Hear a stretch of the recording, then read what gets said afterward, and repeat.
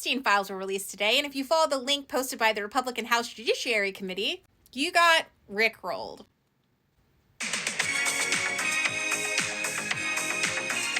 Genuinely, this happened, and I swear to Jonathan Bailey, when I checked at like 6:30, it was still there. And if you're surprised that the Republican House Judiciary Committee took this very somber opportunity to prank all of us, I think that's cute. Where do I find your youthful optimism? I'm dead inside. They were just following the lead of the White House, who took this opportunity to make it an influencer event. That's right, they dropped the materials into binders and gave them to far-right influencers who promptly held a photo shoot. Yes, I know, because when I'm holding a binder full of information that involves children being hurt, I routinely don't laugh at that. It's not funny. What's wrong with you people? And if you're wondering how truly vile it was, Meghan McCain said this. And we learned nothing from these influencers because nothing new was in the binder. I feel like this looks like one of those images where if you stare at it long enough, something horrific jumps out at you, like Donald Trump waxing Steve Bannon's chest. No, save me! Thankfully, one of the illustrious chosen influencers, DC Drano,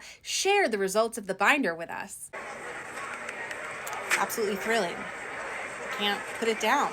So we learned no additional information today outside of what was already released during the Biden administration. But thanks to DC Drano, we do know from Attorney General Pam Bondi that there are thousands more Epstein documents being held in a secret location, and they're going to be delivered to the Department of Justice by tomorrow. People are going to go to jail for what they did. Let's hope so. And I would just like to formally implore the White House to stop putting Laura Loomer and I on the same side. It's an uncomfortable feeling for me, where even Laura Loomer recognized how irresponsible it was to put the information in the binders that they distributed to far-right influencers who would then give that information to us, that we shouldn't trust anything in the binders. And again, I would like to stress how uniquely difficult it is to be on the same side of something as Laura Loomer, but here we are. Also, Kevin Sorbo was pretty disappointed, and OG Twitter followers know, if you lost Kevin Sorbo.